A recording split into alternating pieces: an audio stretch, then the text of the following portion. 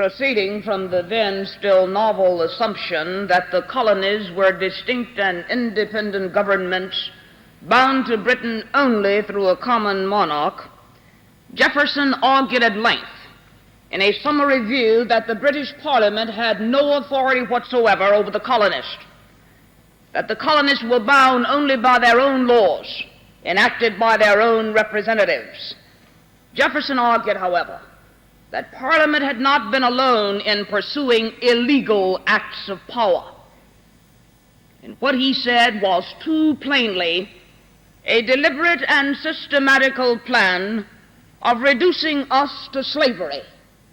George III himself had been guilty of wanton and excessive exercises of power against the colonies. Charging the king with a long list of oppressive acts, the colonies, led by Mr. Jefferson, read the pamphlet in which he discussed British America rights. The conclusion that these are our grievances which we have thus laid before His Majesty, with that freedom of language and sentiment which becomes a free people claiming their rights as derived from the laws of nature and not as a gift of the Chief Magistrate. Let those flatter who fear. It is not an American art. To give praise which is not due might be well from the venal, but would ill beseem those who are asserting rights of human nature. They know, and they will therefore say, that kings are the servants, not the proprietors of the people.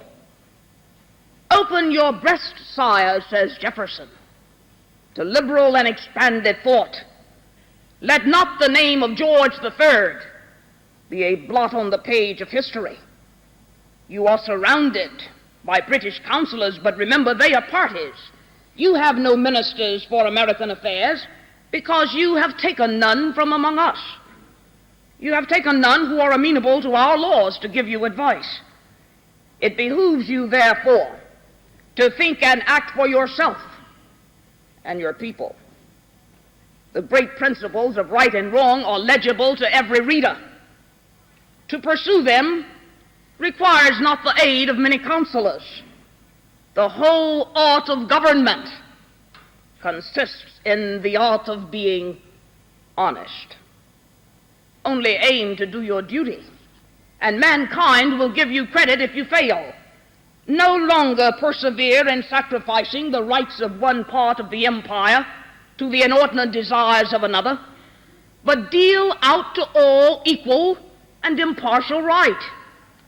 Let no act be passed by one legislature which may infringe the rights and liberties of another. This is the important post which fortune has placed upon you, holding the balance of a great, if a well-poised empire. This, sire, is the advice of your great American council, on the observance of which may depend your felicity, your future fame, and the preservation of harmony between both Great Britain and America, the reciprocal advantages to be preserved of that connection.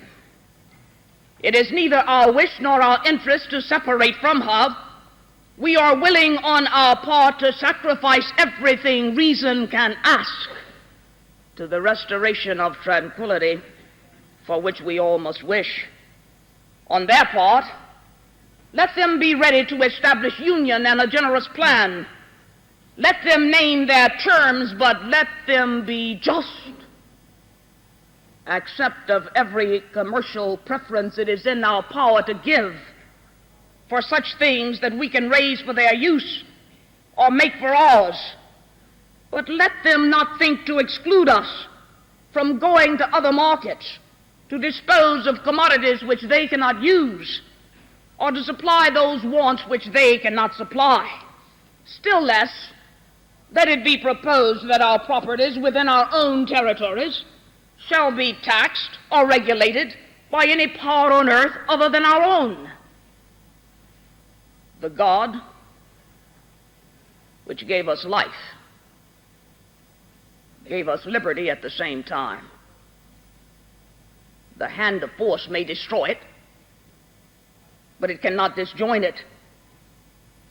This, sire, is our last, our determined resolution, that you will be pleased to interpose with that efficacy which your earnest endeavors may ensure to procure redress of our grievances. Sire, quiet our minds, these subjects in British America, against any apprehensions of future encroachment. Sire, establish fraternal love and harmony through the whole empire, and that these may continue to the latest ages of time, is the fervent prayer of British America.